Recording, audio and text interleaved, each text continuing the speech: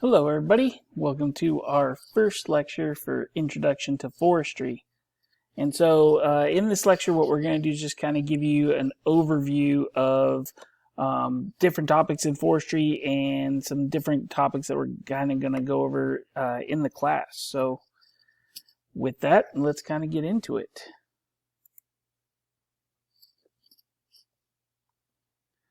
So in terms of what is forestry, if it's not a familiar term, and believe me, for a lot of people, it's not really a familiar term. You might say something like natural resources, and people know what you're talking about, but then you say forestry specifically, and they're not quite sure. So for me, forestry really comes down to understanding how to use the forest, why it's there, and how do we use it. So the bigger definition of it, forestry is the science, art, and practice of understanding, managing, and using wisely the natural resources associated with and derived from forest lands. Those resources would include timber, water, fish, wildlife, soil, plants, recreation, or what we're going to later term as multiple use. And forest lands provide aesthetic feel, and so aesthetic is just a nice way for saying beautiful landscape, pretty things to look at. The idea that that it makes us feel happy, makes us feel good just to look at it. And in terms of forestry, really the idea is finding a balance between the multiple use and then while also sustaining and conserving resources, and that's going to be the basis of the forestry profession. Now, I know that's complicated, so if you want to really simplify it, I had a professor who once said, if you live indoors, if you've ever written anything down, or if you've ever wiped your butt, then you know what forestry is. And it's the idea that there are so many things that come from the forest that we use in daily life that we don't really think about it, but forestry is extremely important in terms of just our daily life. So one thing to talk about with this class is that during these lectures I'm going to talk and go through the slides, but you'll see different hyperlinks, such as the climate change one right here, carbon capture, this one for the U.S. Forest Service, and then the forester one at the bottom. While you're watching these lectures, you should also have the PDF copy of the slides open, and that way you can pause this video, and then you can go to the PDF slides and click on each of those links and watch the video or look at the link to get the extra information. But those links are there for you if you want them. So going back to the lecture, why forestry? What's the importance of it? Well, forestry, there's really the global environmental concern overall. The idea that people can care about natural resources right now, and that forests are really a key driver in that. And I'm hoping throughout this semester that we kind of prove that point, because they're important to the climate and the atmosphere, to water and air quality, to the way that the environment works. A key part of that is forest and having forest cover, and forestry being the management, the art and science behind making sure that that system stays healthy. That means forestry is key to our knowledge and understanding of the environment. Our demand for wood products is increasing as our population is growing. Then our demand for wood products keeps going because people need to live indoors, people need to write things down, people need to wipe their butts, so the demand for wood products keeps continuing, and we keep finding different uses for wood as well.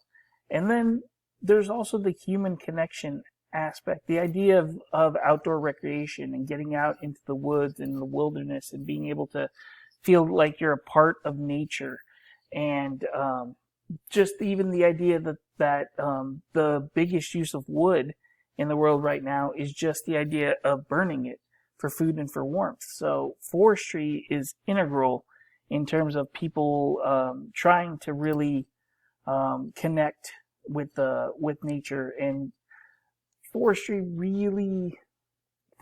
is that art and science that really can make a huge impact. So understanding natural resources is great, and I teach a whole class on natural resources, but getting more into forestry is getting more into the how are we going to do it? What's our plan? How are we actually going to put into action being able to manage and conserve the forest?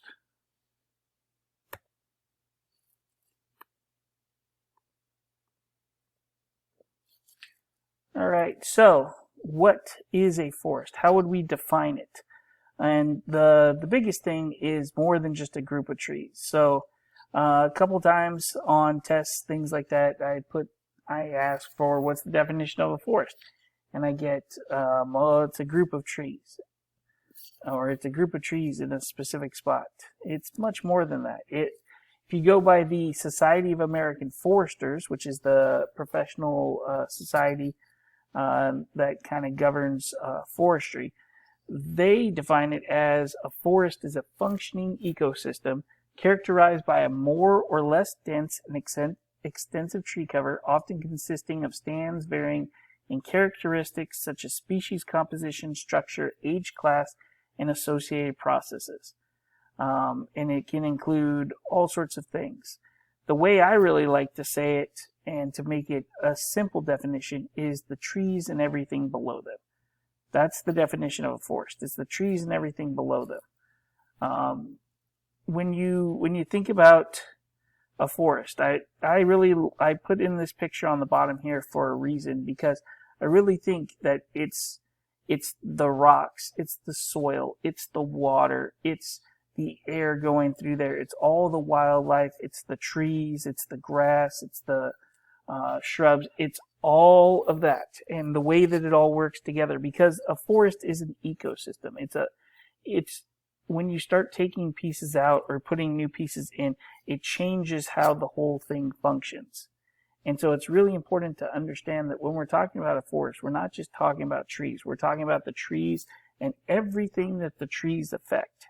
And when you start thinking about it, start thinking about the idea that the trees root into the ground, and then because they root into the ground, they're going to pull water up from the ground, but then they're going to provide nutrients because they're the ones doing photosynthesis in their leaves, to where they're getting sugars and they're getting energy from the sun, and so that goes into the soil, and then they get the water from the soil, and then you realize, well, yes, and then these animals are feeding off of this tree, or this animal's nesting in this tree, or this bush is growing in the shade provided by this tree, or this grass is growing out here because it's not in the shade of that tree.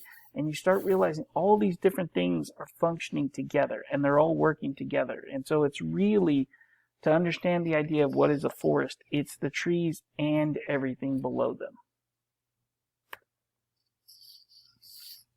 So what do we have in terms of forests, and where are the forests? So we kind of think of that as our forest resources. So here in the United States, forests cover about a third of the land area.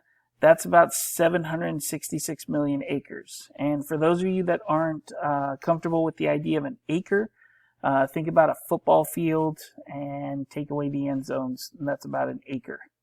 So it's a lot. If you say 766 million football fields, that's a lot of land. The forests in this country are owned both publicly and privately, although the majority of it is owned publicly. But it's interesting because of the way this country was founded. The majority of forests in the western United States are actually public land. The majority of forests in the eastern United States are actually private land. There's going to be 6 major forest types. We'll talk about that in a few lectures when we get to North American forests. The U.S. does about 10% of the world's, or the U.S. has about 10% of the world's domestic inventory. So 1/10 of the forests in the whole world are within the United States. For our country, 96% of the wood we use comes from domestic products. We do import some from Canada, but the majority of wood used in this country comes from this country. And then specifically looking at the year 2011, because that's when we've got data from, 88% of the timber that was harvested in the U.S. came from private lands. So we're getting what are we seeing? So we have 10% of all the wood in the world. The majority of what we have that we use comes from the United States. And then where does it come from? It's usually coming from private lands. And so where are those private lands? They're going to be in the southeastern United States, because that's where the majority of our private land forest ownership is. So when we look at a map like this, we can see the forests out west, we see the forest out east. And when we look and when we talk about the wood basket, which we'll really get into when we get to that North American forest lecture, we're talking about the southeastern United States. So we're talking about this area all over here, and that's the wood basket of the U.S. Most of that land is privately owned, and that's where a majority of the forestry that's being done is production forestry, where they're really focused on trying to make products, make lumber for houses, make the paper industry is big there, cardboard industry. A lot of the products that pop out of this nation come from this southeastern United States area. And so here's just another way to look at it. These are the 6 forests that we'll break it into. The idea of on the west, we've got the West Coast Forest and the Western Interior Forest. On the East Coast, or the Eastern United States, we have the Northern Forest, the Central Forest, the Southern Forest.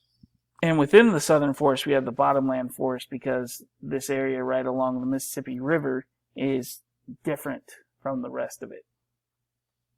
And once again, we'll get more into that when we get into the North American Forest lecture.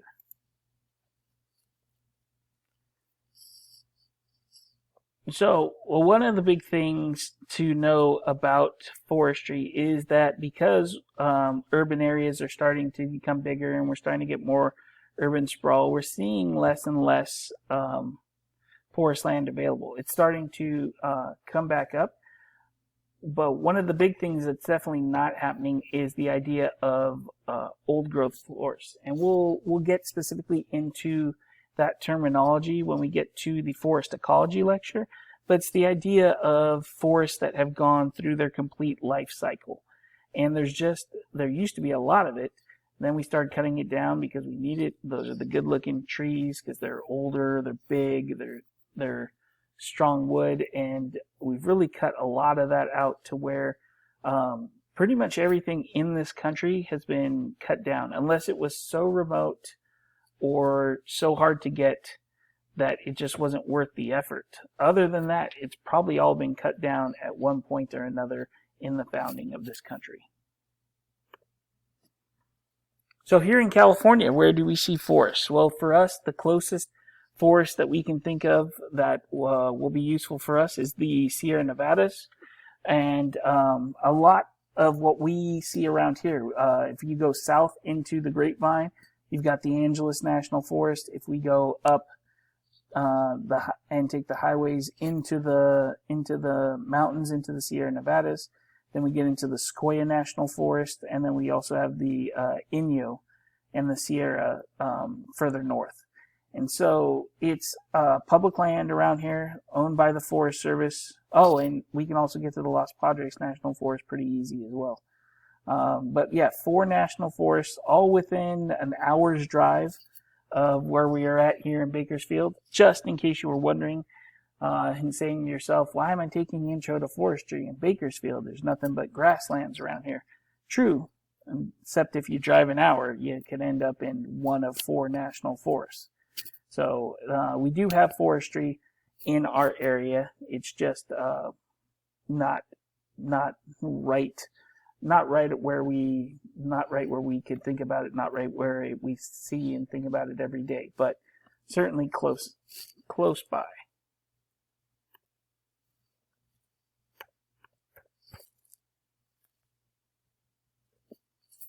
So who owns the forest? Because we've kind of talked about that, the idea of public lands versus private lands. So we said about a third of the U.S. is forested. For this graphic, they said, because it's back in 2012, they said 737 million acres. It's not something I'll really quiz you on, but just know somewhere between 700 to 800 million acres of forest land is what we have in the U.S. The majority of it, though, we said is privately owned. So 56% of it is owned by private citizens. And of that percentage, really big on the idea of non-industrial private forest landowners, or NIPFs. So of the private land, the majority of it's non-industrial. So when we say non-industrial, we mean not owned by a big corporation. So some examples of big corporations are, if you ever hear names like Weyerhaeuser or Rainier or Green Diamond or Westervelt or Georgia Pacific, any of these kind of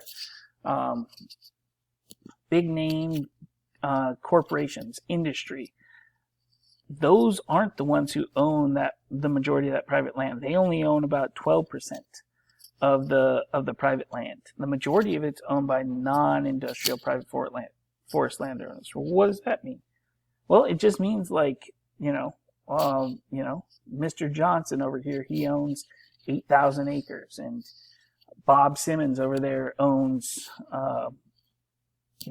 10,000 acres, and Joe Taylor over here owns 250 acres. And it's really just the idea of just different people and, family, mom and pop type of things where they own the land, and people will pay them to come on their land and cut their trees and then be able to take those to mills and sell them.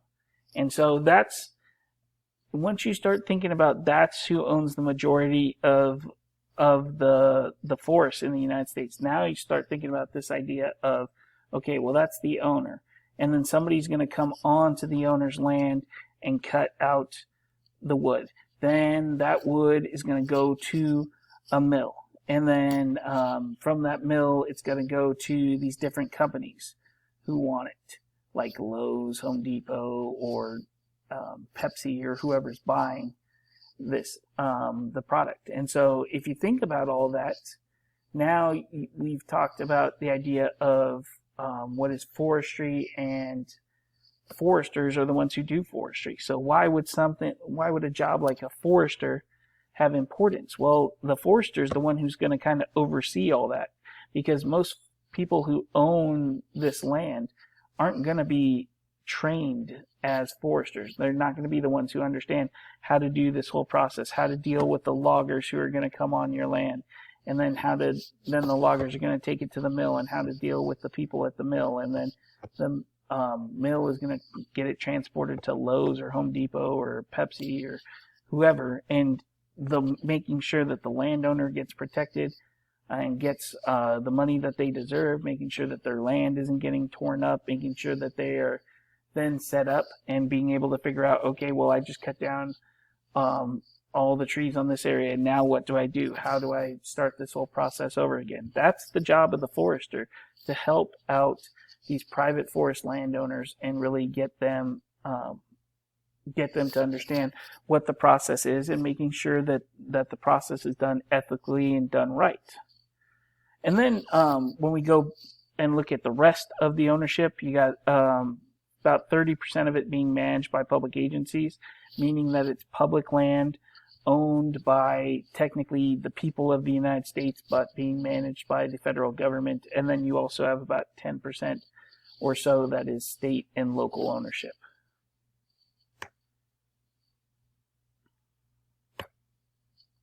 So let's take a look at the public forest lands. So the first one to start out with, because it's important for our area here, being that we're surrounded by it, is the idea of national forests. Now, once again, you see a hyperlink here. Just go ahead and pause the video, click on that, and you'll get a little more information on the U.S. Forest Service.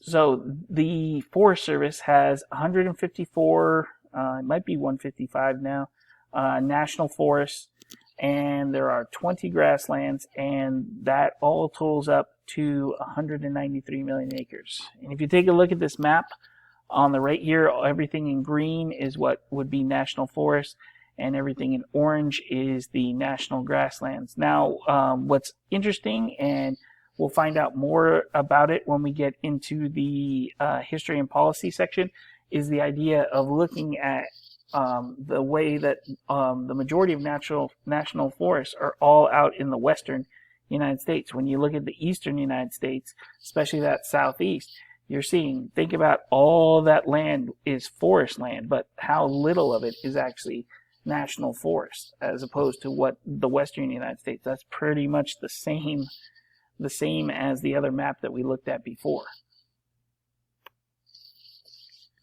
Currently, the chief of the Forest Service is Vicki Christensen, and the associate chief is Lanice Lago. So a lot of people, at least the people that I've dealt with and seen teaching this class for a while, it's a very male-dominated field. But right now, both the chief and the associate chief of the Forest Service are both women. So it's nice to see that there's a little more diversity with the thinking. When you watch some of these videos that I have, and you kind of look and really kind of see what's going on, you'll see, older white guys, older white guys, older white guys. So it's nice to get a little bit of diversity in thought now being shown at the federal level. So the Department of the Interior for the federal government, that houses the National Park Service, the Bureau of Land Management, the U.S. Fish and Wildlife Service, the United States Geological Service, the Bureau of Indian Affairs, Bureau of Reclamation, and a few more. But the three agencies that I've highlighted here are all ones that will be managing public land. So the Bureau of Land Management is an agency that some people don't really know all that much about, but I think it's really important to know about the BLM. They used to be the General Land Office, and they were set up when we were doing westward expansion in the United States to help do surveys and keep track of the areas that we were exploring. But BLM currently right now manages more than 1/10 of the nation's surface area. It's really closer to 1/8 of the U.S. It's almost 250 million acres is managed by the Bureau of Land Management. And that is 1/3 of the nation's minerals and soils. And when you look at the map, you can see it's a lot of Alaska and the majority of the western United States. Basically, a lot, almost, it's not exact, but it's close to, basically you take all the forest land out of the west, because that's being managed by the Forest Service, and then you plop in, well, what about all the other land? And that's being managed by the Bureau of Land Management. The U.S. Fish and Wildlife Service, they have refuges. So they're wildlife refuges. The closest one we have to this area, I believe, is in Pixley, but I think there's another one southwest of town. The name is escaping me. It might be just Kern Wildlife Refuge area, but definitely up in Pixley, right off of 99. There's a wildlife refuge. But that's managed by the U.S. Fish and Wildlife Service, and they manage, I want to say it's around like 84 million acres through these different wildlife refuges. Now, it's still public land, but we are just kind of, I believe your book separates it a little bit, so trying to stay with how the book does the terminology, just so we don't have any confusion. But we're still talking about public forest lands here, but we're going to talk about specifically protected and reserved forests. And that's where you get the national parks, because it's a different type of management. And when we get into the history and policy section, we'll really dive deeper into why is there kind of a difference between the way like the National Forests and the BLM manage and the way that the Park Service would manage. So the Park Service has 419 areas. They manage about 85 million acres, and there is actually a national park, national monument, or some sort of area that that the national park is managing within all 50 states and U.S. territories throughout the world. So they manage a wide array of different spots throughout the U.S. Now, one other protected area that's managed differently is wilderness areas. There's about 110 million acres of wilderness, and if you look at this map, you'll say, well, that looks a lot like a lot of the BLM land and the national forest land and the Park Service land. And I would say that you're correct, because within a lot of these areas, there are smaller areas or adjacent to these parks and national forests and BLM areas. There are these wilderness areas. Now, these are managed differently because they are a part of the National Wilderness Preservation System, where they're set up to basically not be managed by man, to be left to nature, to be areas where you can escape to them and it's just you and what nature offers you. There won't be campgrounds, there won't be bathrooms, there won't be hotels and visitor centers, things like that. There'll be like a trailhead, maybe a parking lot, and that's it, because the idea is that you're going to get out in nature and go explore. My brother is an avid hiker, loves wilderness areas, heads out to the Ansel Adams Wilderness all the time. And then we also have the private forest lands, which we've delved into a little bit, but let's kind of take a look at private forest lands. So when we're looking at our private forest lands, we talked about the southeast being the wood basket of the United States. So that light green down there in the southeastern United States, all of this right here, that's our wood basket of the United States. So that's the light green is our NIPF, our non-industrial private forest landowner. Let's take that back. There we go. Our orange areas, like you see a lot of here in the Texas piney woods and here along the Florida coast, those are our corporate areas. So those are owned by corporations. So the big timber companies, that's where they own a lot of land. But you can see because this is private land, this is actually where we're going to get the majority of our wood from in the United States. So one thing, because I worked there for 5 years, so I like to just kind of mention it because a lot of people don't really know.